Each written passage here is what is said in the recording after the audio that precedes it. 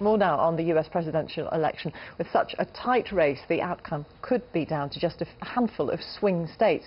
One of the most important battlegrounds is Virginia, where the economy and America's changing role in the world are key concerns for its undecided voters. Steve Kingston reports. In a crisp autumnal Virginia sits Fort Belvoir, a logistical support hub for the US military, where soldiers who served their country are preparing for a new life on the home front. This is a careers fair for those leaving the armed forces and entering a battered, highly competitive jobs market. Look at your resume. If they like what they see, they can bring you in. If that doesn't work for you, there's a possibility that you can transition. Some here are nervous about rejoining the civilian economy. It's kind of a scary experience because I've been in the Army for so long and I know the system and I know the way things are supposed to be done, and now I'm going to have to get into a new system. On the outside world, you can get fired at any time, you can get laid off. You know, it could take me a year, you know, before I can find a job. This election comes during a rebalancing of America's place in the world. The Iraq war is over, the troops are coming home from Afghanistan, and the debate has turned to what President Obama calls nation building here in America. And what that means is cutting the deficit, creating jobs, and modernizing the US economy. I've got a plan that will actually create jobs. This is an election about big things, about big choices. Big choices for a state that was home to 4 of the first 5 US presidents. In recent times, Virginia has leaned to the right, but the Republican stranglehold here was broken 4 years ago by Barack Obama. Today, the local unemployment rate is below the national average, but many voters still worry about the future. We have a son who just graduated college and fortunately found a job, but a lot of his peers haven't, and it's hard for them. They have a lot of student loans.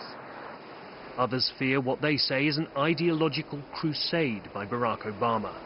Socialism doesn't work, the free enterprise system works. I don't want to go the same direction Europe's gone. Spain, Greece, even Great Britain. In such communities, this election will be won and lost as the last undecided voters come off the fence that divides continuity from change. Steve Kingston, BBC News, Virginia.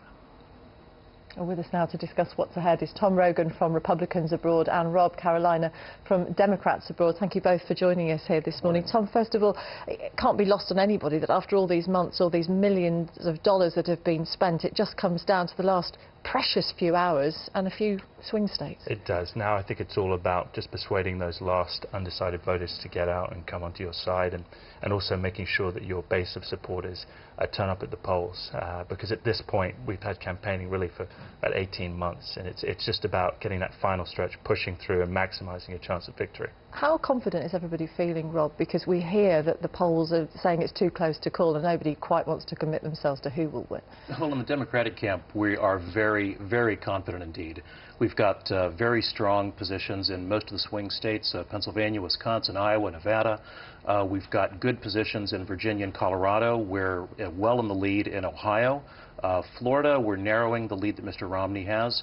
Fact of the matter is, if we can hold on to Ohio, that's the election. That's what we're talking about, though, isn't it? The swing states, and nobody really wants to stick their neck out too far. No, but I would disagree with Rob on how clear it is. Yeah, exactly. I actually think if you look at something that's happened in the last couple of weeks, even in Pennsylvania, it's always been seen as a very firm Democratic state. Latest polls there from internal state polling, 47%, 47%. And I've spoken to people on the ground there who are very optimistic. I think either we are going to see a pretty clear Romney win, or we're going to see a much tighter race. I mean, I think it's going to be very tight or quite clear on Romney's side. If it is that tight, though, what does it tell us about how America is going to face the future? If it's so closely fought, what does it say about the divisions that are possibly there, about the direction that people wish to see America going in? Well, the fact of the matter is that because of the way elections are conducted in the U.S., it's very common to see a close vote on the popular vote. Of course, the election's won or lost in the Electoral College. And the fact of the matter is, in order to win this, Mr. Romney has to hold on to Florida, and he's got to flip Virginia and Colorado into his camp, and then pick up something like Ohio or Wisconsin. He's got a huge mountain to climb, so I'm feeling very confident right now. But don't you think that the image that Mitt Romney has managed to portray has changed during the course of the campaigning? Oh, of course it has. That's because nobody knows who Mitt Romney is.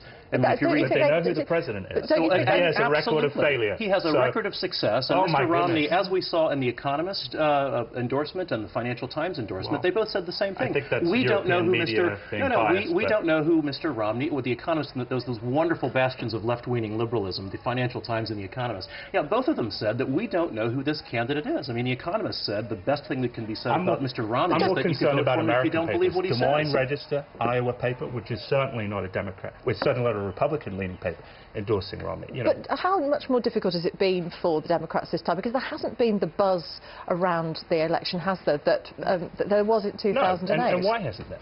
Because Obama's been in office and he's now a known quantity, maybe. No, I'm sorry, Democrat over here. I'm the Democrat. And in my party, there's been a huge amount of enthusiasm. I mean, we've got a campaign office here in London. We have a constant stream of volunteers coming in and out of our campaign office here in London. We've got field offices. There's more than 160 field offices open in Ohio alone where I vote. And those things are being staffed by volunteers. We got a huge amount of enthusiasm. We got people who want this president to be reelected, and tomorrow night, that's what we're going to see happen. Well, we'll see if it happens, but I think the reason you have seen, since the debates, trending in Romney's favor, huge campaign events, thousands more people turning up to Romney events than Obama events, is because people look at the record and they see a record of failure.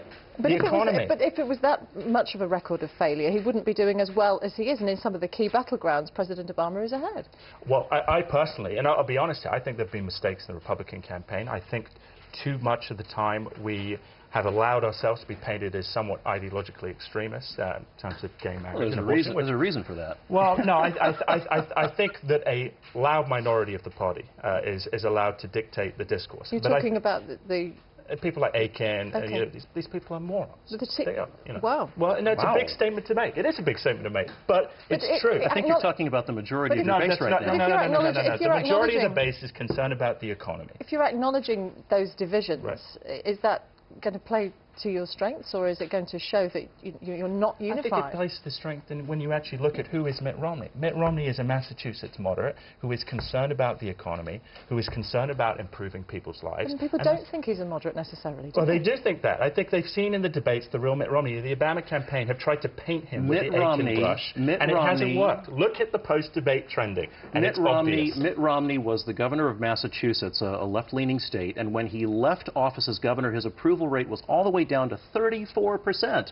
To know Mitt Romney is to not like Mitt Romney. And that's what's been happening during this campaign, is people have been trying to get to know him, and the more they learn, the less they like him. And to know the president is to know a president who has presided over sustained unemployment around 7.9%. 32 months of job growth. Let me ask both of you. Twice the debt of President Bush. Sorry. Let me ask both of you. Rob first. It's true. How do the Democrats need to spend the last few hours? Well, the last few hours, we've seen that the president, the vice president, their wives, everyone on the campaign, they're racking up so much frequent flyer mileage. They could be fly to the moon and back on it. I mean, they're going through all these swing states. They're hitting either 4 or 5 states in one day. Both candidates are doing that. And that's because they want to get in all those appearances, shake as many hands as humanly possible, get those last few votes out on the street. And what does Mitt Romney need to do in these last few hours? I think just keep doing the same thing. Getting out there, telling people, you know, we can do this, we can win, but you need to turn up and vote. That's what it comes down to. Rob and I are both on that, and I think we would agree, as much as we like to have a little disagreement, post the election. We appreciate you coming in and talking to us, Tom Rogan and Rob Carolina. Thank you very much for your time. Thank you. Thank you. Well, you can follow every twist and turn of the race for the US presidency by visiting bbc.co.uk/US election. That's bbc.co.uk/US election. Let's catch up with the weather, and it's Nick